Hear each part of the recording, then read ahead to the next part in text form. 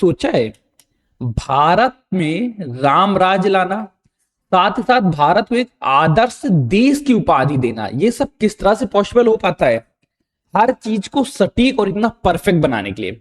तो उसके पीछे मुख्य तौर पे काम करते हैं डीपीएसपी, जो भारत के लिए भविष्य के गोल निर्धारित करते हैं।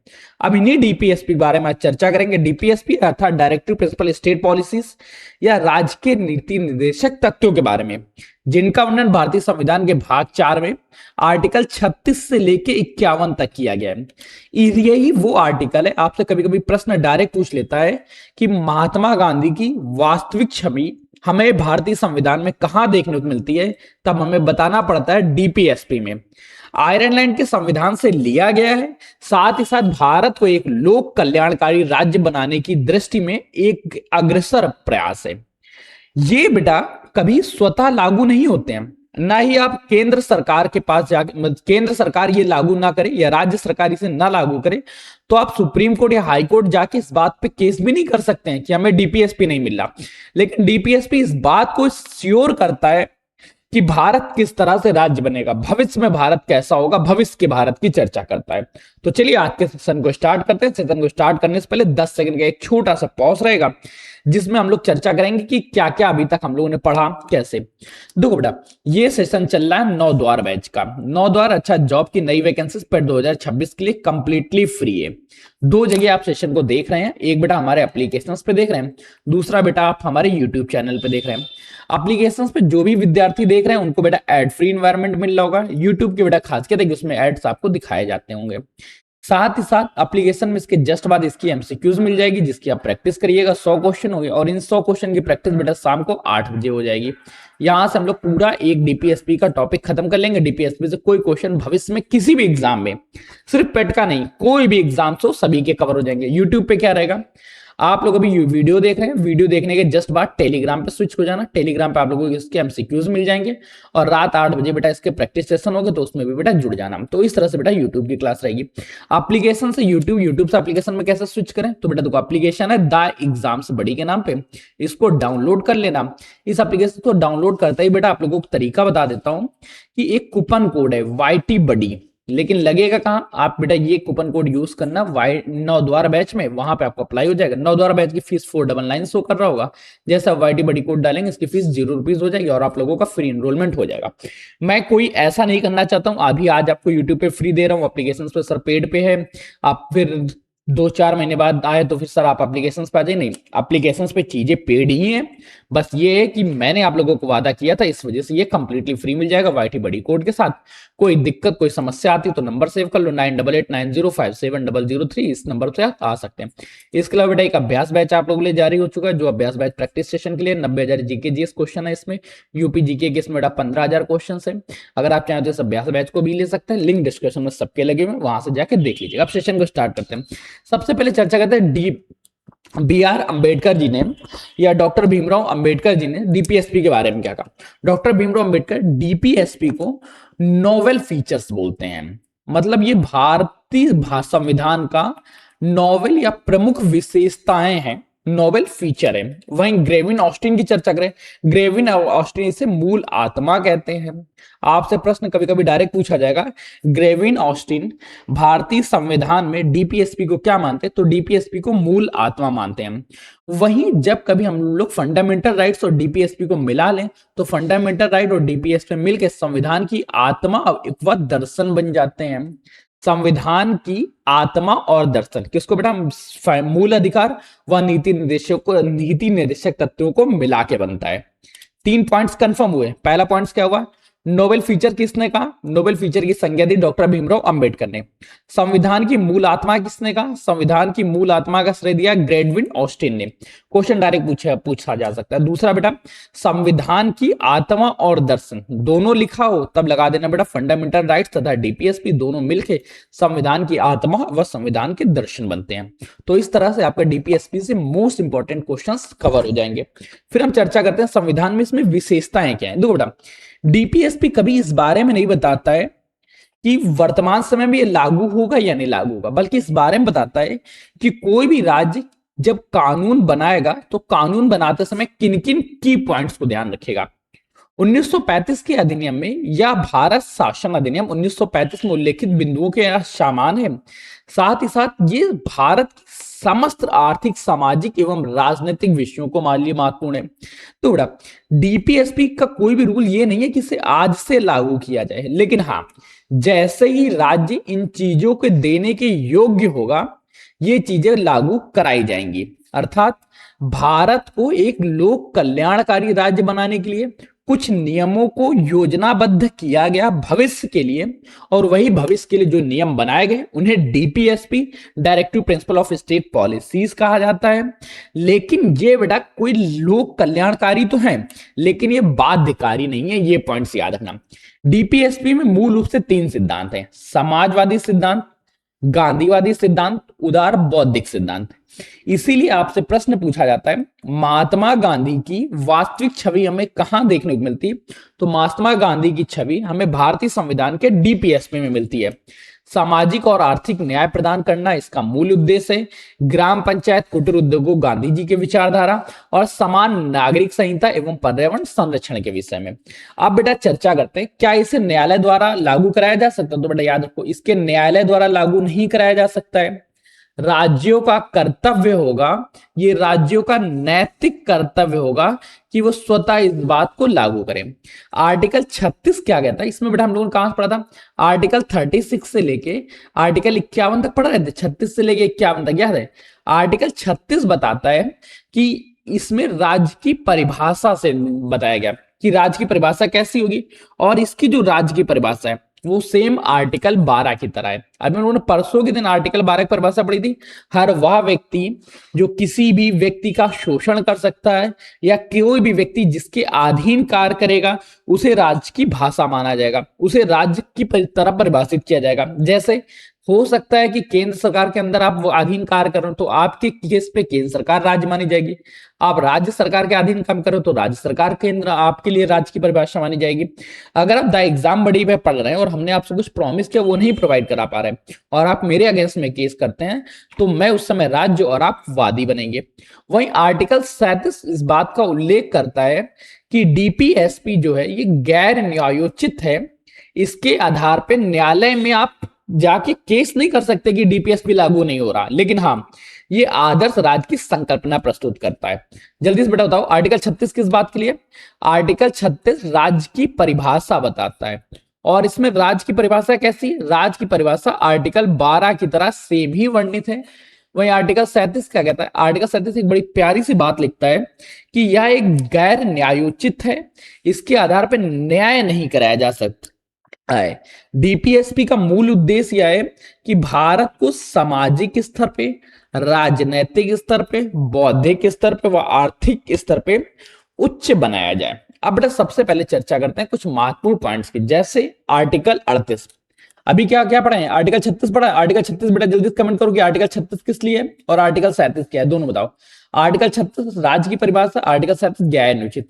वहीं आर्टिकल 38 कहता है कि राज्य लोक कल्याण को बढ़ाने के लिए सामाजिक, आर्थिक व राजनीतिक न्याय तथा सामाजिक व्यवस्था सुनिश्चित करने तथा आय, प्रतिष्ठा, सुविधाएं और अवसर की समानता समाप्त करेगा। क्या क्या करेगा बेटा? असामान्यता को कम करना है। इसमें आर्टिकल 38 में पॉइंट लिखा हुआ है लोक कल्याण में वृद्धि करना। आर्टिकल 38 का उद्देश्य क्या है? लोक कल्याण में वृद्धि करना। अब ये लोक कल्याण में वृद्धि कैसे होगी? सबसे पहले लोगों को न्याय मिले, न्याय के साथ ही असामान्यता दूर हो जाए, तो ये दोनों पॉइंट्स पे ये काम करता है। न्याय किस आधार पे? सामाजिक, आर्थिक व राजनीतिक न्याय द्वारा एक बेहतर सामाजिक व्यवस्था का निर्माण करना, साथ ही साथ आय, प्रतिष्ठा, सुविधाएं व अवसर की असमानता को समाप्त करना। आपसे प्रश्न कभी कभी डायरेक्ट पूछा जाएगा आय की असमानता को समाप्त करना ये भारतीय संविधान में किस आर्टिकल में वर्णित है? तो आर्टिकल 38 में वर्णित है। ठीक। आर्टिकल 36 क्या कह रहा है? आर्टिकल 36 राज्य की परिभाषा। 37 क्या बोलता है? 37 ने बोला गैर न्यायोचित है डीपीएसपी। 38 क्या कह रहा है? आय की असमानता को समाप्त करना, साथ ही साथ लोक कल्याण में वृद्धि करना।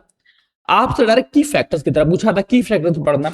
आर्टिकल 39 कहता है राज्य अपनी नीतियों को इस प्रकार से बनाएगा कि उसके सभी व्यक्तियों को आजीविका के साधन मिल सके, साधनों का समान वितरण हो सके, धन का संकेंद्रण ना हो, पुरुषों और महिलाओं को समान वेतन मिल सके, सुकुमार अवस्था का दुरुपयोग ना हो, साथ ही साथ स्वास्थ्य बचे। मतलब आर्टिकल 39 बड़े प्यार से बोलता है, सुनिश्चित करना है कि सभी जीविका के साधन सभी व्यक्तियों को समान रूप से मिल सके, उनमें भौतिक संसाधनों का समान वितरण हो। ऐसा नहीं कि कोई धनी है तो उसने सारा का सारा जल ही स्टोर कर लिया, अन्य लोगों तक जल ही नहीं पहुंच पा रहा है।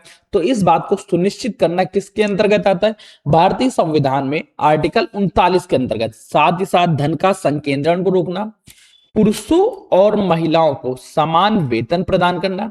लेकिन समान वेतन अभी तक लागू नहीं हो चुका है, हर जगह नहीं लागू है, कुछ जगह लागू हो सका है। सॉरी। साथ ही साथ जो बेटा बालक काम कर रहे हैं उनकी सुकुमार अवस्थाओं को देखना, उनका दुरुपयोग न करना, और बच्चों के स्वास्थ्य विकास के साधन उपलब्ध कराना। ये बेटा किसमें? आर्टिकल 39 के अंतर्गत समाजवादी सिद्धांत। 39 का बेटा एक छोटा सा भाई है, 39A। 39A चर्चा करता है कि सामान्य न्याय और गरीबों के लिए निःशुल्क विधि सहायता।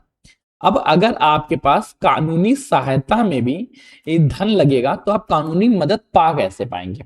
इस बात को निश्चित कौन करता है? इस बात को सुनिश्चित करता है आर्टिकल 39A। पॉइंट्स क्या क्या है? आर्टिकल 36 क्या कहता है? 36 कहता है एक राज्य की परिभाषा के बारे में। 37 क्या कहता है? डीपीएसपी गैर न्यायोचित है। 38 कहता है लोक कल्याण की वृद्धि करना, साथ ही साथ आय की असमानता को समाप्त करना। 39 कहता है राज्य ऐसी नीतियां बनाएगा कि गरीब अमीर के अंतर को समाप्त किया जा सके, आजीविका के समान साधन मिल सके, भौतिक संसाधनों का वितरण समान हो, धन का संकेंद्रण ना हो, बालकों की स्वास्थ्य पे कोई प्रभाव ना पड़े, उनकी सुकुमार अवस्था का दुरुपयोग ना हो, स्त्रियों और महिला पुरुषों को समान वेतन मिले। और 39A बात को सुनिश्चित करता है, 39 का ए जो है ये इस बात को सुनिश्चित करता है समान न्याय, साथ ही साथ गरीबों को निःशुल्क विधि न्याय मिल सके। आर्टिकल 41 में बताया गया कि लोक सहायता पाने के अधिकार। आर्टिकल 42 कहता है कि काम की न्याय संगत व मनोचित दशाओं को सुनिश्चित प्रयोग करना व प्रसूति सहायता। मतलब उन महिलाओं को भी, उन फीमेल्स को प्रसूति सहायता प्रदान करना। ठीक है, प्रसूति सहायता के बारे में तो कंफर्म ही होगा ना, क्या है नहीं है। ठीक है, ठीक है, पहले पहले पॉइंट्स कंफर्म करो। आर्टिकल 39A क्या कह रहा है कि समान न्याय मिल सके। वहीं बेटा 41 नंबर देखेंगे तो 41 नंबर में बड़े प्यार से वर्णित किया गया है कि न्यायिक सहायता तो मिलेगी, न्यायिक सहायता के साथ ही साथ काम और शिक्षा का अधिकार पाना, बेकारी, बुढ़ापा, बीमारी व निःशक्तता की दशाओं में लोक सहायता पाने का अधिकार। लोक सहायता पाने का अधिकार किसमें? आर्टिकल 41 में वर्णित है। आर्टिकल 41 कहता है अगर कोई भी व्यक्ति बीमार है या किसी की सेवा नहीं हो सकती तो इन चीजों की व्यवस्था भी सरकार करेगी, भारत सरकार करेगी कि आप जब अशक्त हैं तो भी आपकी मदद हो सके। वही आर्टिकल 43 एक बात को सुनिश्चित करता है। आर्टिकल 43 जब पढ़ेंगे तो 43 और 43A भी पढ़ना होगा। आर्टिकल 43 कहता है कि सभी कर्मगारों को एक मिनिमम वेजेस देना चाहिए, सभी को एक बेटा निर्वाह मजदूरी देना चाहिए, जो भी काम कर रहे हैं उनका मिनिमम वेजेस फिक्स हो। लेकिन इस बारे में बहुत जगह नहीं देखने को मिलता है कि मिनिमम वेजेस है, इसलिए डीपीएसपी को कहा जाता है कि गैर न्यायोचित है। इस पे बात तो लिखी है डीपीएसपी में, लेकिन अगर राज्य देने के योग्य होगा तो ही देगा। इसीलिए बेटा देखो आर्टिकल 43 सीधे कहता है सभी कामगारों को निर्वाह मजदूरी देंगे, साथ ही साथ उनके जीवन स्तर को बढ़ाएंगे, सामाजिक व सांस्कृतिक अवसर उपलब्ध कराएंगे, साथ ही साथ मैनेजमेंट में कर्मचारियों का भी भागीदारी सुनिश्चित करना। ये जोड़ा कब? ये 42वें संविधान संशोधन द्वारा जोड़ा गया। जो भी उद्योगों का मैनेजमेंट चल रहा है उसमें बेटा कुछ वर्कर्स को भी जोड़ा जाएगा। ये कुछ जगह पॉसिबल है, कुछ जगह अभी नहीं पॉसिबल है। आर्टिकल 43 के बाद हम लोग आर्टिकल 44 को थोड़ा सा देर से इसलिए पढ़ा क्योंकि गांधीवादी विचारधारा को बताते हैं। अभी तक हम लोग पढ़ रहे थे समाजवादी विचारधारा, इसी में आर्टिकल 47। आर्टिकल 47 क्या कहता है? लोगों के न्यूट्रिशन लेवल को, पोषण को वृद्धि करना, जीवन स्तर को सुधारना और लोक स्वास्थ्य की भावना को वृद्धि करना। आर्टिकल 47 अच्छा स्वास्थ्य अच्छा स्वर्ग की उपलब्धि बताता है। दो पॉइंट्स कंफर्म हुआ। आर्टिकल 46 से 43 पहले पढ़ते हैं क्या। आर्टिकल 36 क्या कहता है, राज्य की परिभाषा को बताता है। राज्य उसी आधार पर निर्धारित किए गए जैसे आर्टिकल 42। 37 क्या कहता है, 36 बार 37। तो आर्टिकल 12 और आर्टिकल 36 सेम ही है। आर्टिकल 12 में भी इस बात को वर्णित करता है कि राज्य किसे कहेंगे, आर्टिकल 36 में भी। आर्टिकल 37 बताता है कि डीपीएसपी गैर निश्चित है। आर्टिकल 38 38 कहता है लोक कल्याण की भावना में वृद्धि करना। आर्टिकल 39 कहता है राज्य इस प्रकार की नीतियां बनाएगा कि आजीविका के साधन पर्याप्त हो सके, भौतिक संसाधनों का समान वितरण हो सके, धन का संकेंद्रण रोका जा सके, पुरुषों और महिलाओं को समान वेतन मिल सके, कर्मकारों को जो काम कर रहे हैं उनके स्वास्थ्य की सुविधा हो सके, साथ ही साथ बच्चों की सुकुमार अवस्था को देखा है। आर्टिकल 39 कहता है कि गरीबों को या जो भी व्यक्ति योग्य नहीं है उन्हें भी बेटा न्याय समान न्याय मिले। समान न्याय कब मिलेगा, एक जो अमीर है वो तो कोई अच्छा वकील कर लेगा, तो उसके लिए सबसे पहले एक निःशुल्क विधिक सहायता देना चाहिए। आर्टिकल 41 कहता है लोक सहायता पाने का अधिकार है। अगर आप काम और शिक्षा पाने का अधिकार है, आप बेकारी आपसे नहीं कराई जाएगी, बुढ़ापा एवं असक्ता है तो सरकार आपको एक सही जगह रखने का, सही आपके जीवन यापन की व्यवस्था करेगी। आर्टिकल 42 कहता है कि काम में न्याय संगत हो, मानोचित दशाएं बनाई जा सके, प्रसूति में मैटरनिटी रिलीफ मिले। अब देखो हमारे यहाँ अलग अलग जगह पे मैटरनिटी लीव, जो मैटरनिटी रिलीफ है इसके लिए अलग अलग रूल्स हैं। तो जो राज्य जिस तरह से कैपेबल होता जाएगा वो इन चीजों को और अच्छे से करके देगा। आर्टिकल 43 कहता है कि व्यक्ति को एक मिनिमम वेजेस प्रदान करना चाहिए, न्यूनतम निर्वाह मजदूरी। अब ये न्यूनतम निर्वाह मजदूरी जो है वो अभी सब जगह लागू नहीं हो सकी, लेकिन आर्टिकल 43 में वर्णित है। 43 का एक कहता है जो भी कंपनी का मैनेजमेंट सिस्टम है उसमें भी मजदूरों का, उनमें भी वर्कर्स की एक्टिव भागीदारी होनी चाहिए। आर्टिकल 47 कहता है लोगों में न्यूट्रिशन लेवल को बढ़ाया जाए, लोगों के जीवन स्तर को उच्च किया जाए, साथ ही साथ लोक स्वास्थ्य को बेहतर बनाना। ये 3 पॉइंट्स आर्टिकल 47 में। फिर हम लोग चर्चा करते हैं गांधीवादी सिद्धांत क्या है। गांधी जी इस बात को समझते थे कि न्याय जो सरकार है ये केंद्र और राज्य में नहीं रहना चाहिए, केंद्र और राज्य के साथ ही ग्राम स्तर पे भी आना चाहिए। इसीलिए आर्टिकल 40 बहुत सटीक भाषा में लिखता है ग्राम पंचायतों का गठन करना व सेल्फ गवर्नमेंट इकाइयों का निर्माण करना। आपसे ये प्रश्न पूछा जा सकता है, ये बड़ा कई बार प्रीवियस ईयर क्वेश्चन में पूछा भी गया है कि ग्राम पंचायतों का गठन भारतीय संविधान के किस आर्टिकल में वर्णित है, तो आर्टिकल 40 में वर्णित है। और ये महात्मा गांधी की वास्तविक छवि को दिखा रहा होता है। आर्टिकल 43 महात्मा गांधी जी का विचार था कि ग्रामीण क्षेत्रों में कुटीर उद्योगों को व्यक्तिगत व सहकारी सहायता से प्रोत्साहन दिया जाए।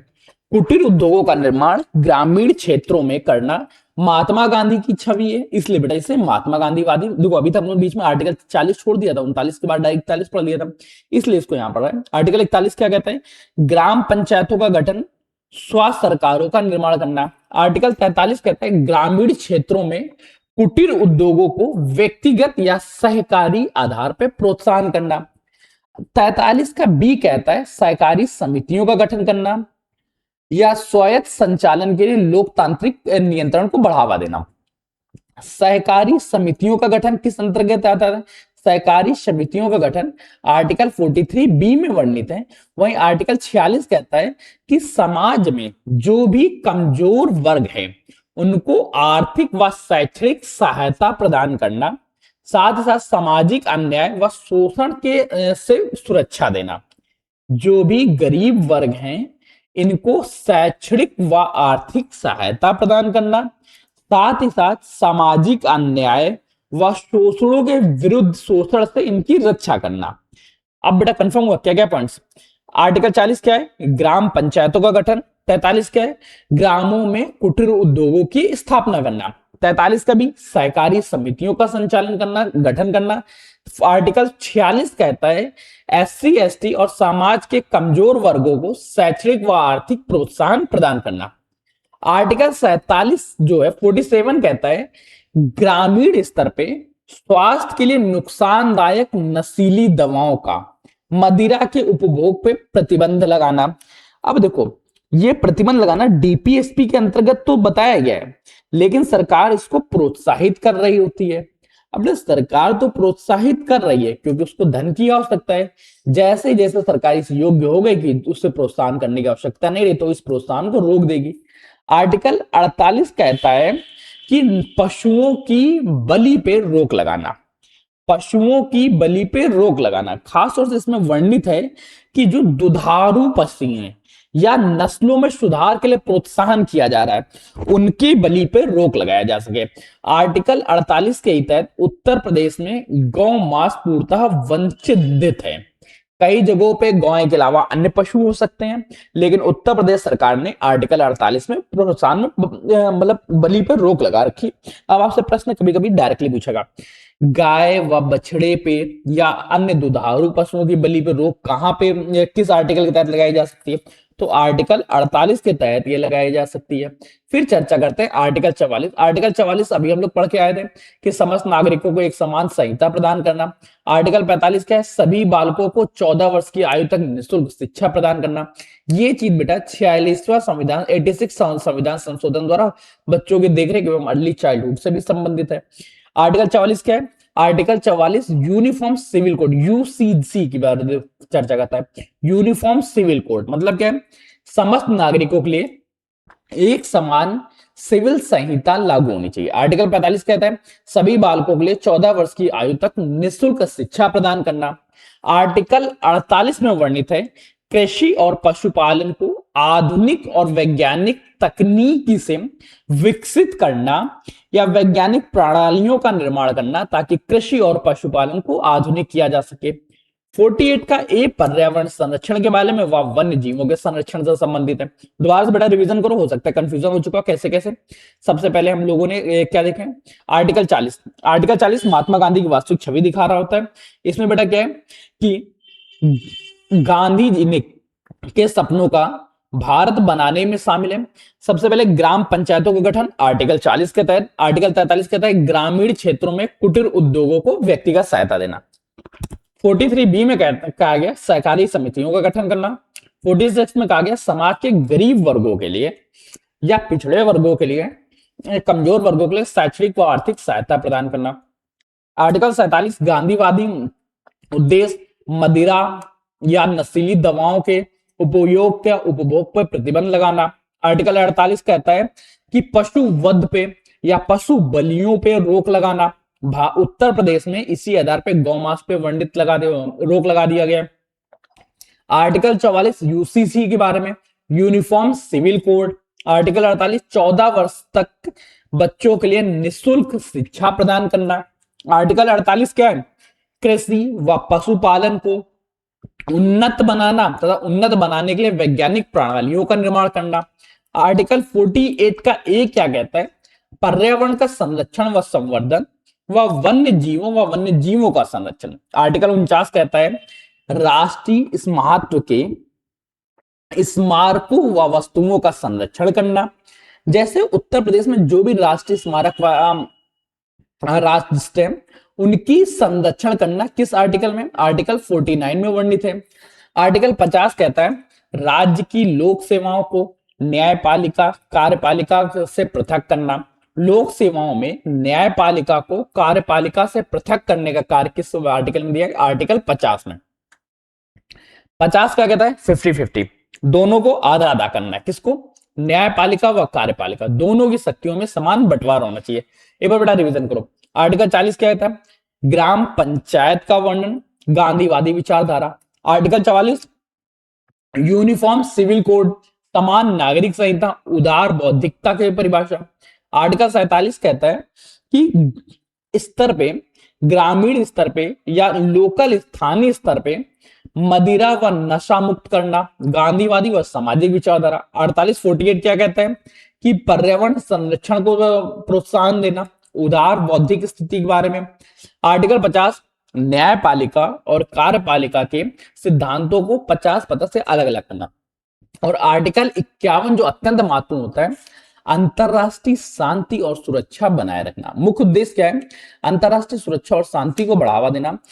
प्रत्येक राज्य इस तरह की नीतियों का निर्माण करेगा जिसके आधार पे अंतरराष्ट्रीय स्तर पे सुरक्षा व शांति को और बढ़ाया जा सके। राष्ट्रों के बीच न्यायपूर्ण व सम्मानपूर्ण संबंध बनाए जाएंगे। अंतरराष्ट्रीय विधि व संधि बाधाओं को संधि की बाध्यताओं को आदर पूर्वक बढ़ाया जाएगा। अंतरराष्ट्रीय विवादों को मध्यस्थता के माध्यम से प्रोत्साहित किया जाएगा। ये भारतीय संविधान में आर्टिकल 41 में। बट इसको थोड़ा सा समझेंगे एक बार। अभी हम लोगों ने आर्टिकल्स पढ़ लिया, अब आर्टिकल को समझना स्टार्ट करते हैं। मैं दोबारा रिवीजन करें, कंफर्म। अच्छा तो आर्टिकल 36 किस बात को उल्लेख करता है? कम से कम 100 बार तो पढ़ा ही देंगे। आर्टिकल 36 क्या कहता है?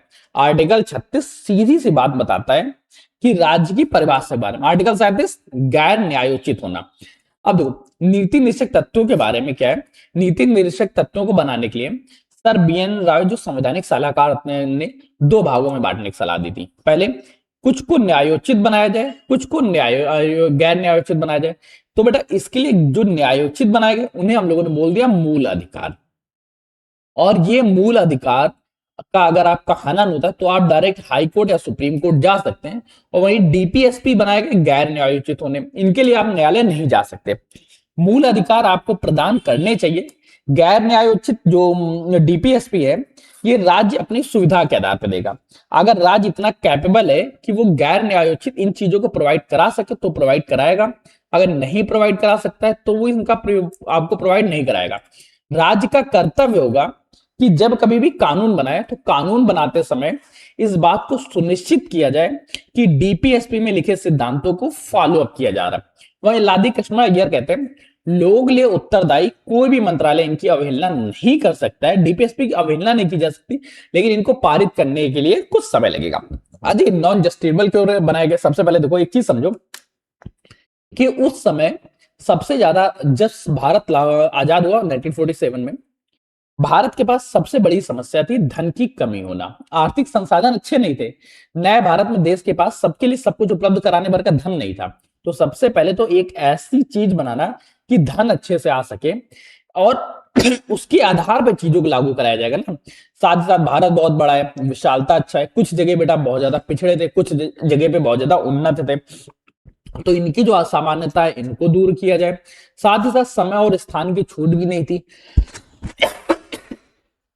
यार थोड़ा सा चीजें खराब चल रही, ठीक है, इस वजह से। चलो प्रश्न इतना सा उठता है कि DPSP को लागू क्यों नहीं कराया जा सकता? उस समय भारत में आर्थिक संसाधनों की कमी थी। भारत पिछड़ा हुआ राष्ट्र था। साथ ही साथ कुछ जगह पिछड़े थे, कुछ जगह अन्य उन्नत थे, इसलिए तुरंत लागू करा पाना पॉसिबल नहीं रहा। साथ ही साथ राज्य को यह निर्णय लेने की स्वतंत्रता दी गई, जैसे उसके पास संसाधन उपलब्ध होंगे वो उन चीजों को लागू कराएगा। फिर बड़ा महत्वपूर्ण पॉइंट्स, एक बार में संविधान संशोधन होता है 42वें संविधान संशोधन द्वारा 1976 द्वारा आर्टिकल 39 का 39A जोड़ा गया, जिसमें लिखा गया कि प्रत्येक व्यक्ति को समान न्याय और गरीबों को मुफ्त कानूनी सहायता प्रदान किया जाएगा। 43A में लिखा गया उद्योगों के प्रबंधन में श्रमिकों की भागीदारी। और 48 का A जो है वो पर्यावरण व वन्य जीवों के संरक्षण के बारे में। संविधान संशोधन कौन? 42वां संविधान संशोधन 1976 द्वारा DPSP में क्या क्या लिखा गया? 39A मुफ्त कानूनी सहायता प्रदान करना। 43A में श्रमिकों की भागीदारी उद्योगों के प्रबंधन में। 48 के A क्या कहता है? पर्यावरण और वन्य जीवों के संरक्षण के बारे में। साथ ही साथ इसमें 44वां संविधान संशोधन होता है, जिसके द्वारा आर्टिकल 38 में जोड़ा गया आय, प्रतिष्ठा एवं अवसर की असमानता को कम करना। 86वां संविधान संशोधन में बदलाव किया गया, बचपन की देखभाल और शिक्षा से संबंधित रखा गया। 97 में क्या किया गया? 43B जोड़ा गया, सहकारी समितियों को बढ़ावा देना। साथ ही साथ DPSP की आलोचनाएं क्यों होती हैं? DPSP को लोग क्यों मानते हैं कि कमजोर है? सबसे पहले कोई लॉजिक नहीं है इसमें, केवल गांधीवादी और आधुनिक सिद्धांत एक साथ मिले हुए विचारों को रख दिया गया, लेकिन उन विचारों को कभी डिटेल नहीं किया गया। साथ ही साथ कोई कानूनी शक्ति नहीं है इसको। और ये आलोचकों के अनुसार इसमें 19वीं सदी के पुराने विचार देखने को मिलते हैं। 19वीं सदी में जो चीजें जैसी चल रही थी उनको इंप्रूव कैसा किया जाएगा इस विषय में लिखा गया है। साथ ही साथ कभी कभी संवैधानिक टकराव भी आ जाता है, जैसे केंद्र राज्य के संबंध के बारे में, राष्ट्रपति प्रधानमंत्री के बारे में। विवादों का ये कारण बन जाता है। इश्यूज बस इतने से रहते हैं कि जैसे एक जगह लिखा है सहकारी समितियों का सरकारी समितियों का पालन किया जाए, सहकारी समितियों को बढ़ावा दिया जाए, तो कितना बढ़ावा दिया जाए।